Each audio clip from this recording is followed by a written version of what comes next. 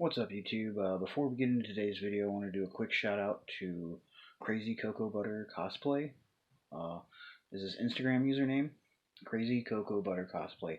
He purchased the Punisher vest from the Etsy shop, and he does a lot of really awesome cosplays. A lot of things that were favorites of mine when I was a kid, such as Dick Tracy, Ghostbusters, Dr. Grant from Jurassic Park. And now he's going to take on the Punisher. He looks awesome, way better than I ever did in that. And also wanted to say thank you to everybody else, Cosplay Noob, a few other people for purchasing patterns and things off of the Etsy store.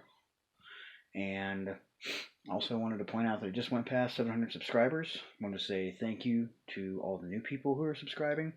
And also thank you to all the previous subscribers that stick around with me, even though you're able to obviously overlook all of my flaws, my videos and everything else. And a quick note before we get into today's video, I did not put lenses in the mask in the video, but you see they are here in the one that I wore at Comic-Con. This is not the mask I made in the video. I made a totally new one, but the one in the video I did not put lenses in, and these lenses I simply got from a pair of dollar store sunglasses, and I just cut the lenses out and got the hot glue gun really hot and just glued them in. So if you're going to make this along at home, pretty self-explanatory, but I thought I'd point it out. Alright, so let's just go ahead and hop into today's video.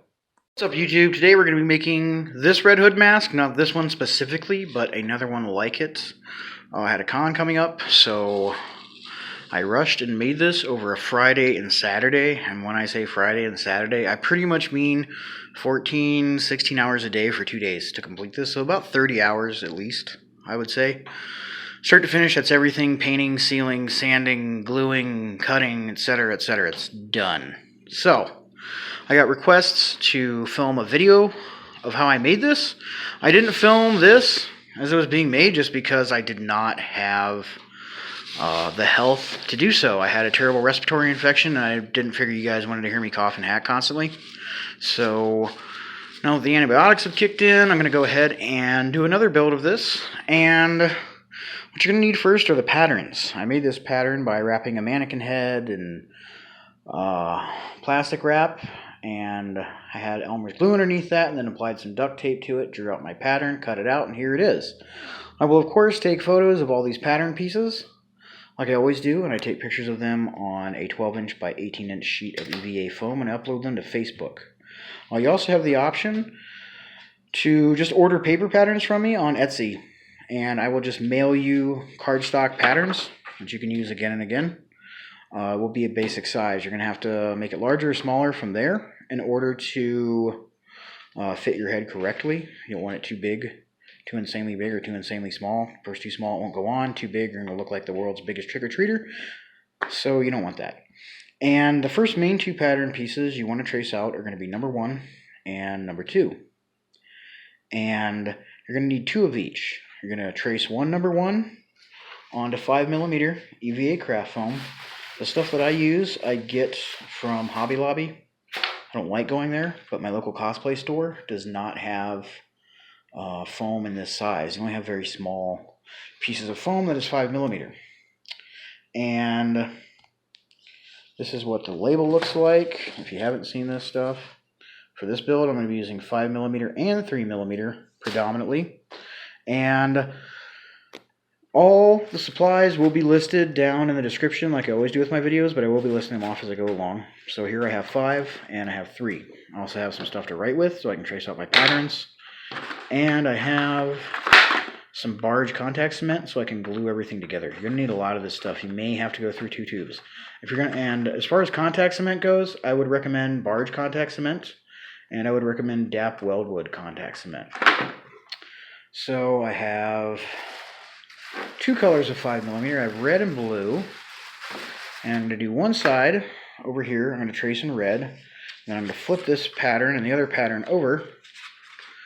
And I'm going to trace out the opposite side in blue. So I have red and blue on either side. And as far as pattern pieces and sizing goes, if you think you need to enlarge this but you're not sure, and a very inexpensive way to do this is to trace this out onto some poster board the same way you would trace it out on the foam, and then tape everything together.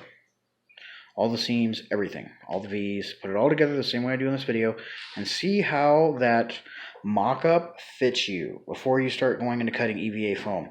EVA foam is relatively cheap. I mean, this is what, like $1.27? And that's not a lot, but it's also still kind of pricey. I mean, at the end of the day, you know, it's still money that you're wasting. So that's an inexpensive way to avoid using a bunch of EVA foam and then making a mask that doesn't fit you. And some of the other pieces we have here are going to be the outer pieces. Those will help cover the seams, and they will help to give it accent as well. Right now that I have two number 2s, two number 1s all cut out of my 5mm EVA foam, I'm going to take contact cement, and the first thing I'm going to do is I'm going to start gluing all these V's together. However, I'm going to contact cement this joint on each side first, and this one on each side first. Then I'm going to do all the other V's. And the reason for that is, much like with the pattern or the EVA foam, this is the floppiest point, and it's the hardest point to apply contact cement to.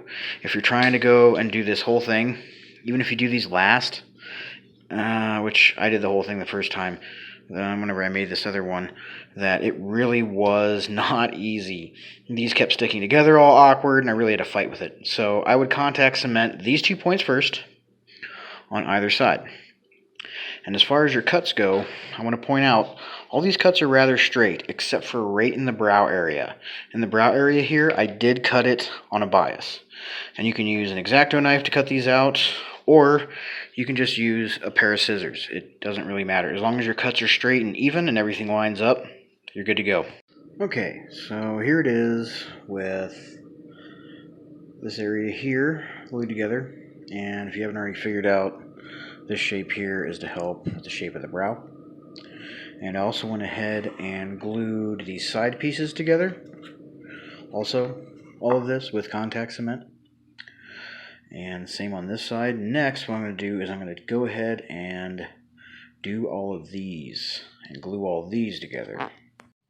Okay, so here is how they should look with all the V cuts glued together. Starts to give it more of a rounded shape. And now what I'm going to do is use some contact cement, apply it all along the seam here.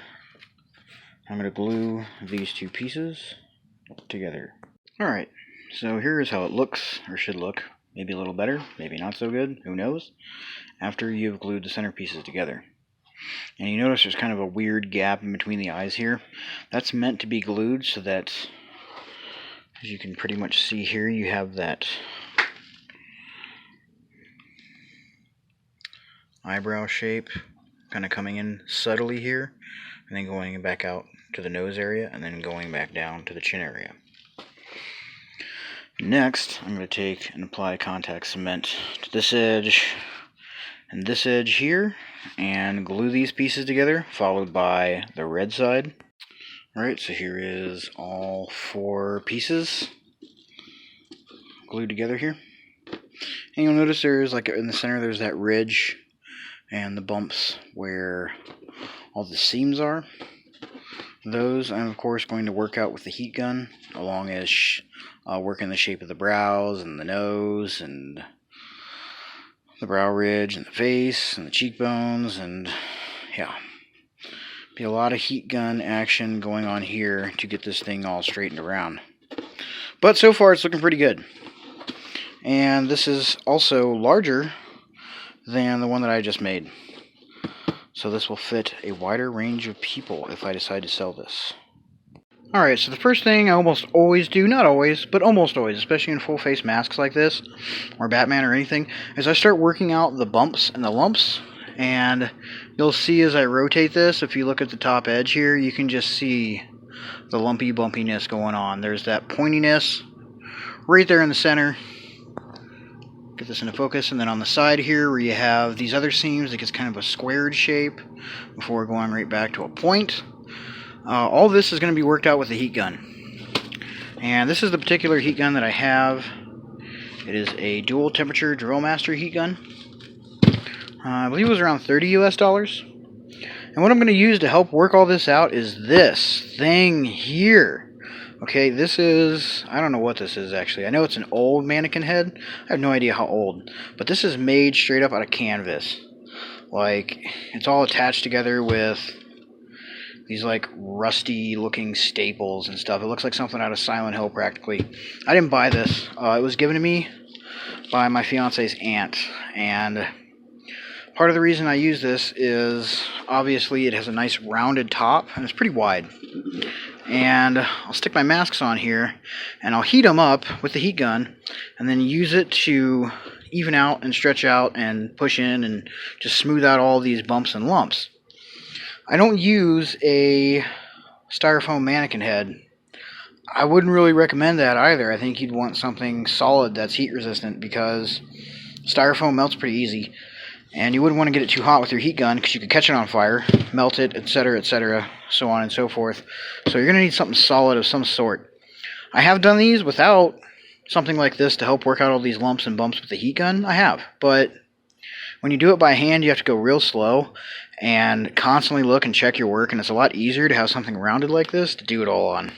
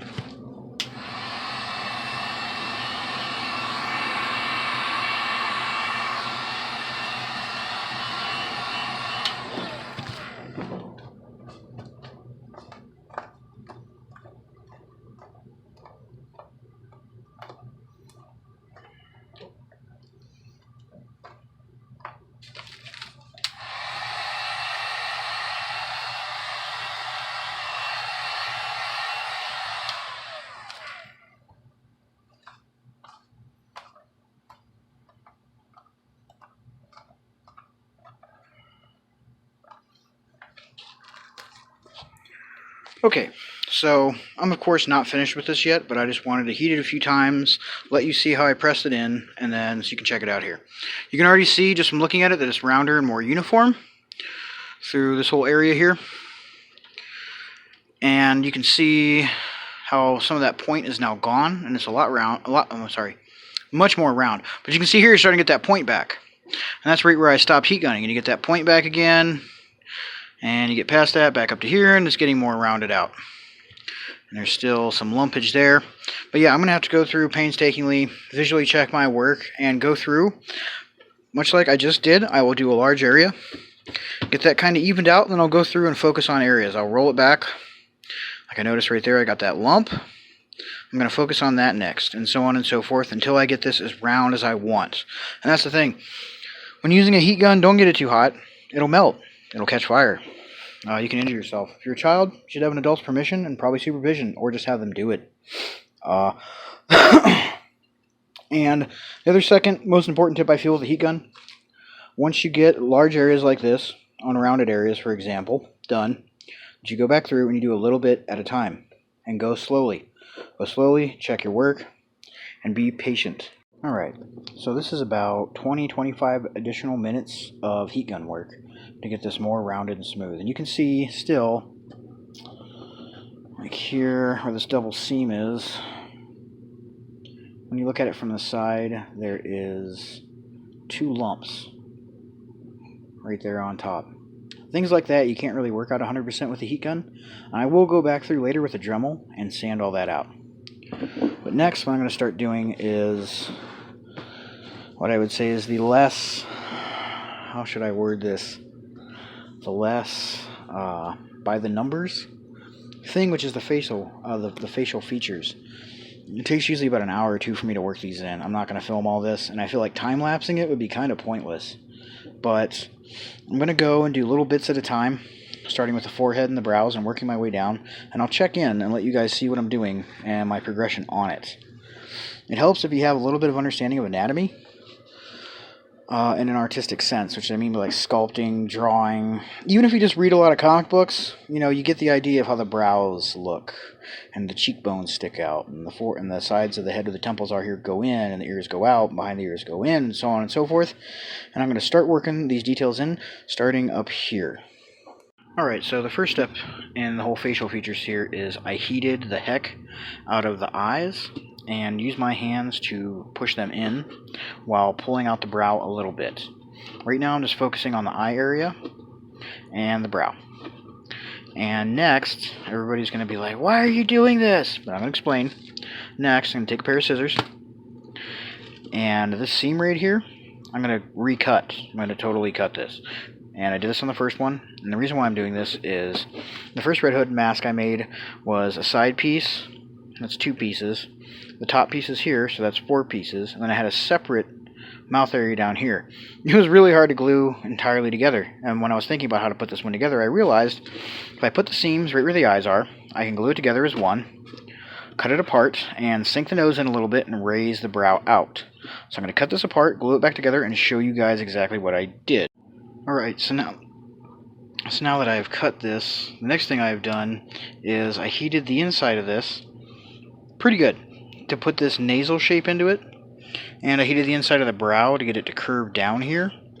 And next I'm going to glue them back together slightly offset so that the brow will come down and meet the nose and look more aggressive and also more defined. Okay, I've glued it all back together, and that's what it looks like. Like I say, it's a subtle difference, but it's really hard to get that sharp of a point into it with just using the heat gun. So yeah, that's why I did that. And then any other, like I say, inconsistencies, lumps, etc., I will sand out in the end. But for right now, we're just going to focus on shaping. Next, I'm going to put some more heat into this eye area and get it curved in a little bit more. And then I'm going to start pulling out this eyebrow area up here as well on both sides. Okay, so hopefully with the way the light is hitting this and the way the shadows are working, you can see what I've done here. I've worked in the shape, if this will sit still, the shape of the eyebrows on both sides with kind of a line going up right here that I stretched into the foam and pushed a little indent in here and in here. And then in the forehead area here, you'll notice the brow looks even more extreme because I heated and flattened out this area right in here between the brow and the ridges I put on either side. And I also stretched out the nose a little bit and curved the eyes in even more. And for a lot of the stuff I had to first heat it on the inside and get the inside pretty hot to stretch these lines and stuff into it. And then, just so you can see, take this off here. Yeah, you can see inside just the extreme level of curvature on all this to get all this stuff to look, you know, relatively anatomically correct and pretty cool. And next, I'm going to do the cheekbones and the temple area. Alright, and for the temple area, I just heated it on the inside and pushed both sides in on either side so they're a little flatter here. And for the cheeks, you'll notice I just heated them and pushed out the cheek area on either side. So out and then in. Alright, so now that I have most of the basic shape in it, I'm going to take my Dremel with a sanding wheel on it here. And I'm going to go ahead and sand down all these seams.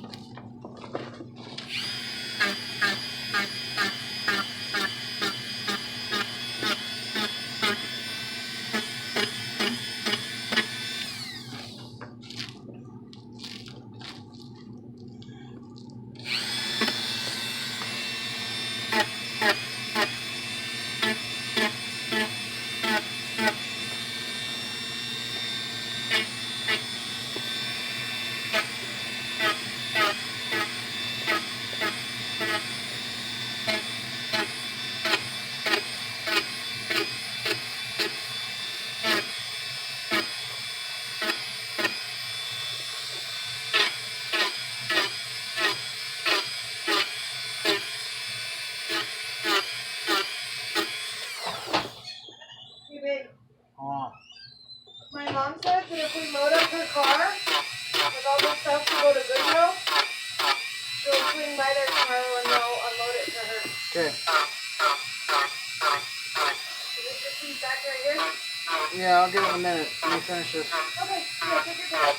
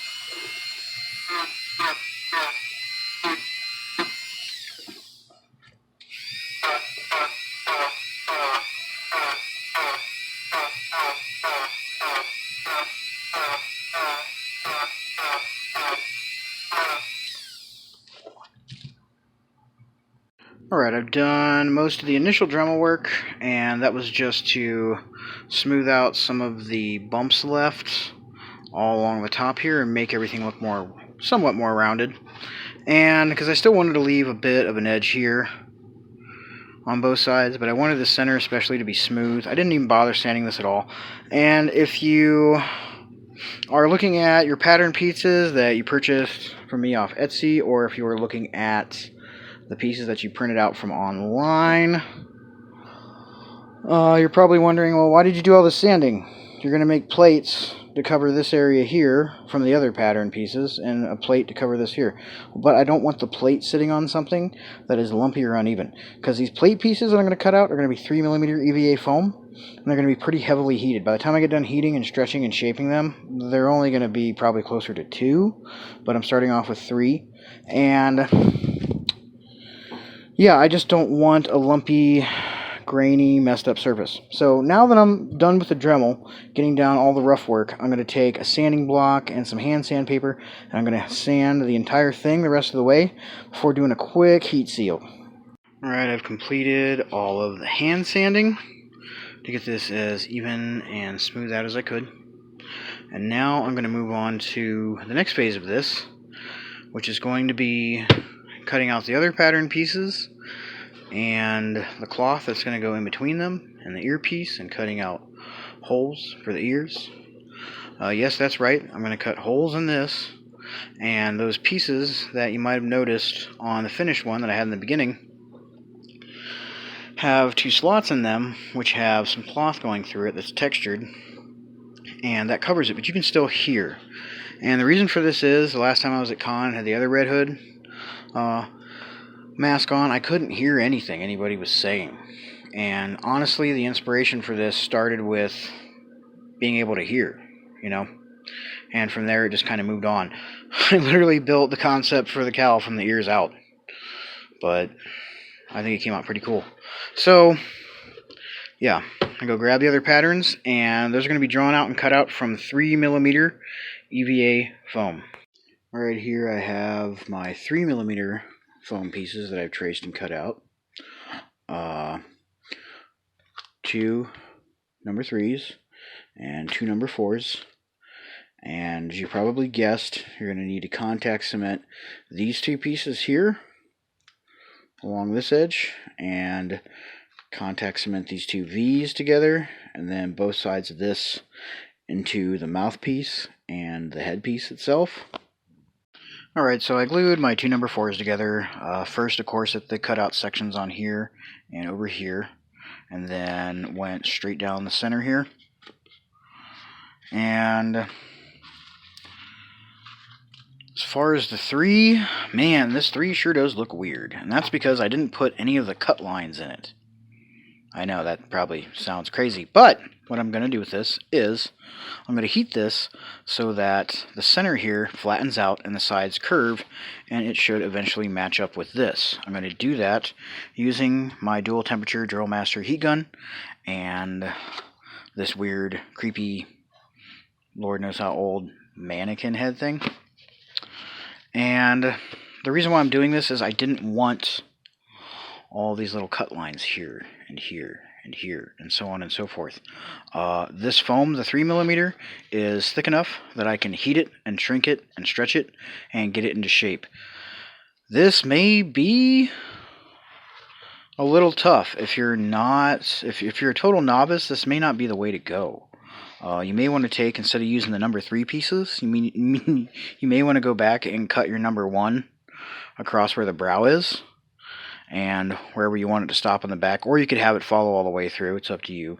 And then just have these little lines in it, and that'll help save some of the effort of trying to take something that's shaped like this and manipulate it into this shape, which is essentially what I'm going to do. So yeah, just a piece of advice there. This is where the project gets a little more tricky and a little more complicated. But once I get the basic shape that I want, the curvature of this onto this, what I'm going to do is I'm going to stretch in the brows and things like that, and all that pretty much identical to what I did with this. When I put this over it, it'll match up with it. I can further match it by using the heat gun as well. Just to show y'all some of the progress I've been making here, you can obviously see the difference between these two sides.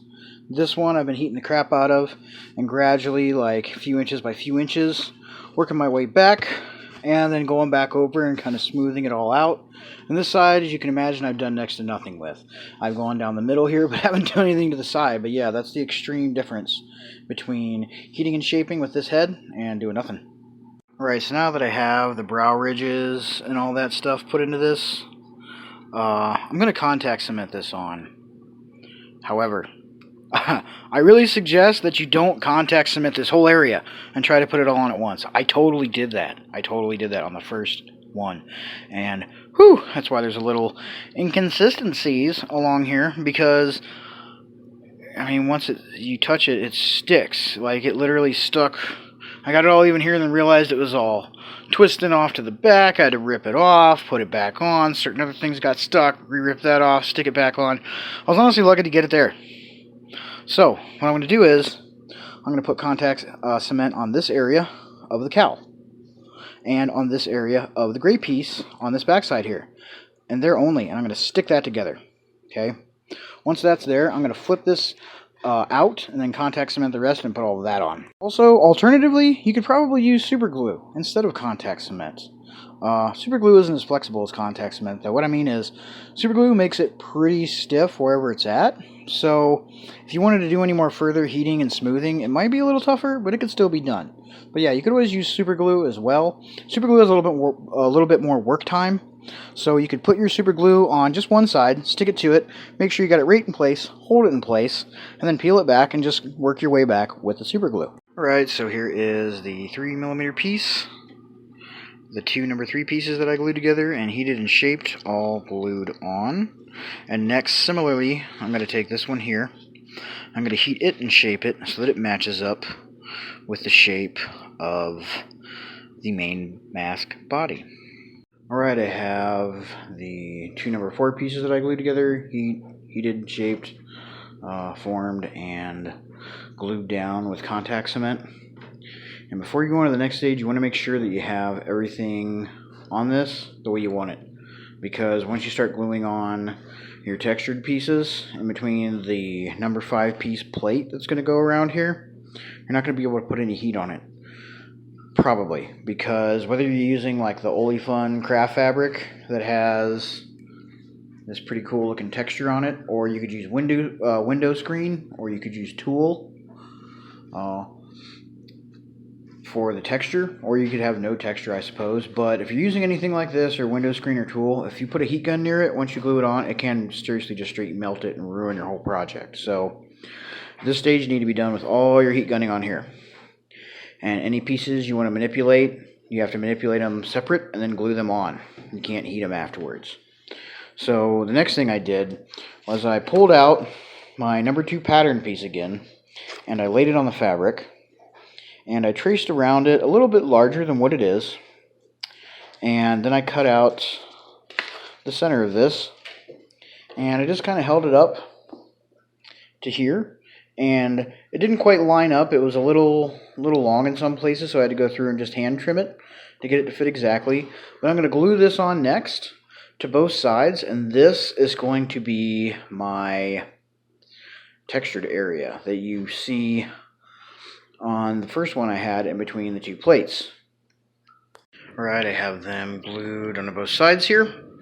And next what I'll do is I'll take these, I'm going to heat them to the shape that I want so that they match up nicely with this. I'm going to trace around them and then contact cement these to both sides. Okay, I have my 2 number 5 pieces that I cut out and then heated separately and then contact cemented, and that now makes for both sides. And of course all these gray pieces are 3mm EVA craft foam. And next, what I'm going to do is put this on my head, figure out roundabout where I want to cut the hole for the ear, which I'm pretty sure is going to be right about here. And the ear piece is going to cover this with another piece of fabric behind it, so you can't see if there's actually a hole there. And what that's going to do is allow you to hear. Last time I went to con, I couldn't hear anything in my mask, and I always had to take it off to talk to people, and it was really annoying.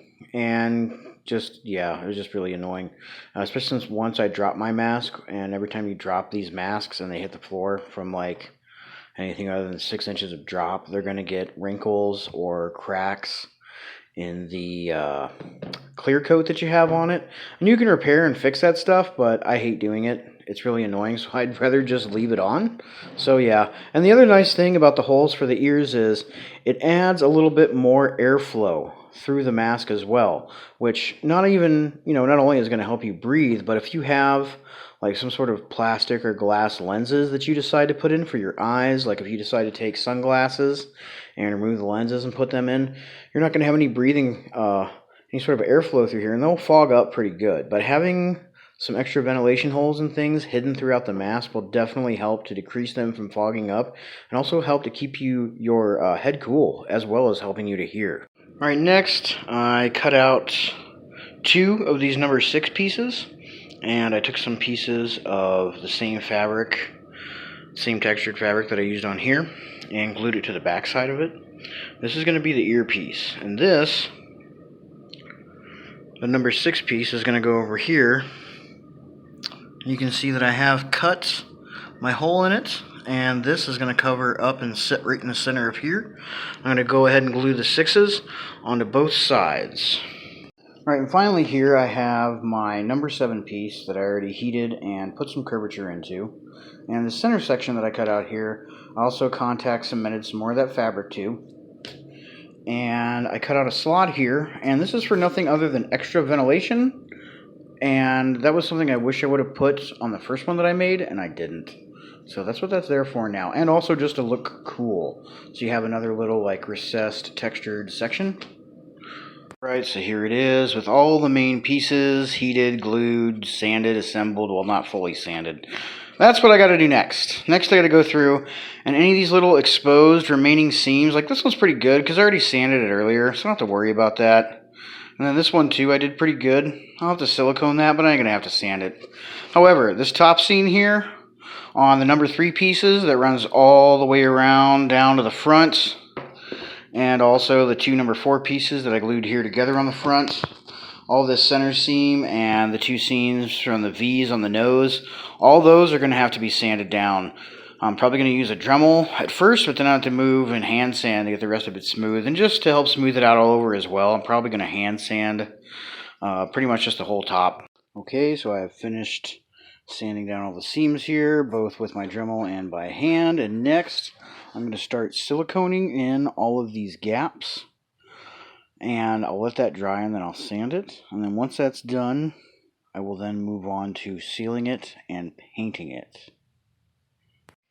Alright, if you haven't seen some of my other videos, the type of silicone I use is by a company called DAP, D-A-P, and it's called Alex Plus. It's a acrylic silicone with latex, and since it's acrylic, you can use water to thin it down, or any other number of things.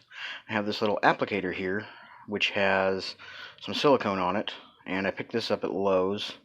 It was in with the adhesives. It has a little brush here on the other end, and what I do with this is, at any point on the seams where I want to hide the seam and cover it up basically and fill it in, I'll take some of this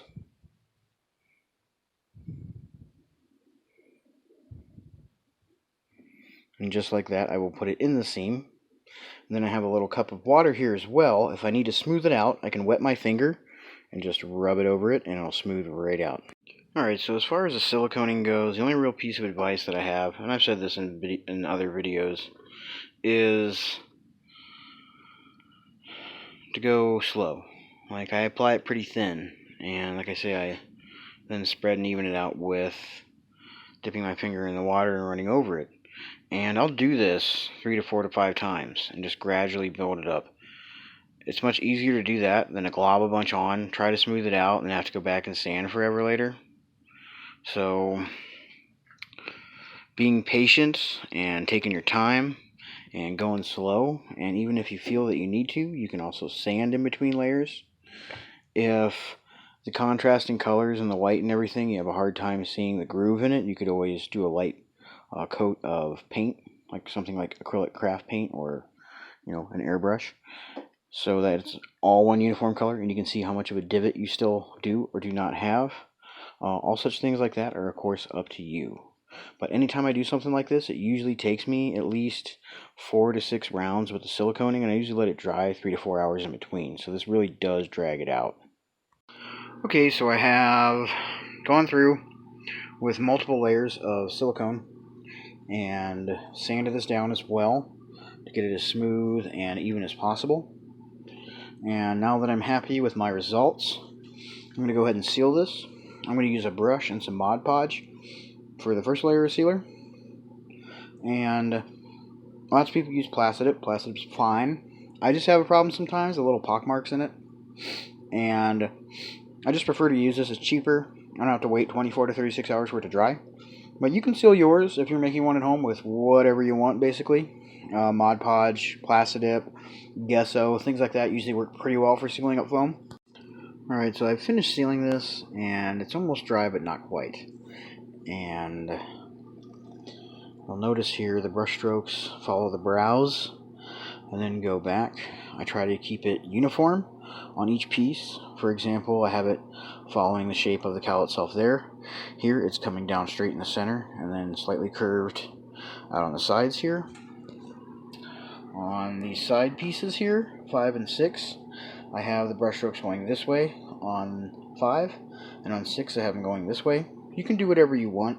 I'm just showing you the example of how I try to keep a uniform thing, and I want it to look like, essentially like brushed metal. And hopefully you can see here, get it in focus as the light goes across it. You can see that texture, even whenever you paint over it. Even if you plastic up over it, you can still see that texture. And yeah, like I say, I want it to look like metal, not just as far as effects with painting, but also with the texture of the piece itself. Will look much more realistic, I feel, whenever the light hits it and goes across it. Alright, so now that my sealant is dried, I have some Createx Opaque Black that I thinned out with a little bit of water and some Windex, and then I mixed in some glazing medium, which makes it glossy, because the Createx paint by itself is pretty flat. It's not completely flat, but it's pretty flat. And I'm going to apply this with my airbrush. And just to do an overspray, I have it pretty much cranked all the way up.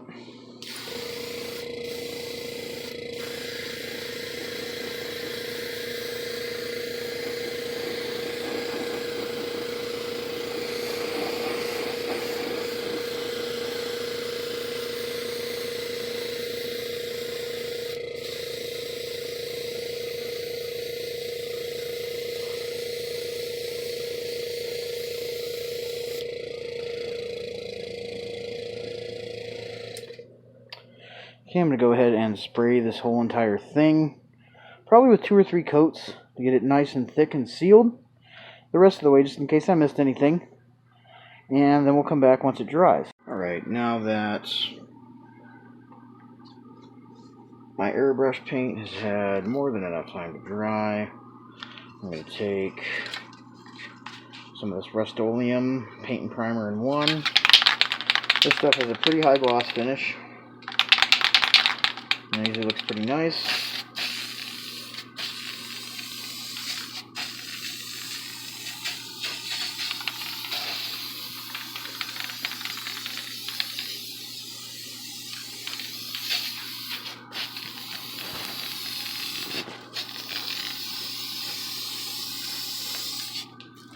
I'm going to go ahead and put one nice thick coat on this and let it dry for 24 hours. Alright, the spray painted layer that I added to this has had a full 48 hours to sit and dry and cure. And next what I'm going to be doing is airbrushing it with some transparent Createx airbrush paint. And I thinned this out a little bit, and I did add a slight amount of opaque to it as well, just to help facilitate the process. I don't need something as translucent as what this is, but still somewhat transparent. Of course, all things like that are just, your own personal choices. But yeah, I'm going to go ahead and start layering this on. And the thicker I apply it, the more red it'll be, and those will be the highlights. And the areas I don't put in so much will be the lowlights.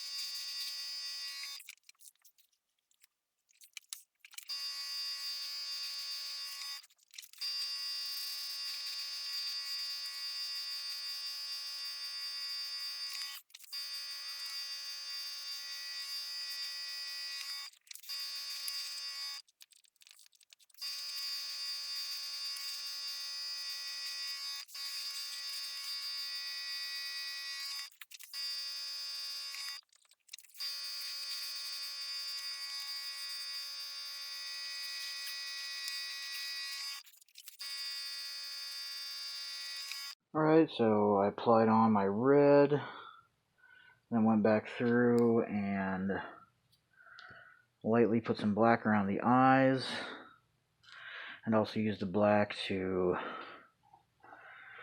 fill in the areas there, and inside the earpiece, and this mesh area back here as well. Now that that's done, I'm going to take some clear acrylic gloss.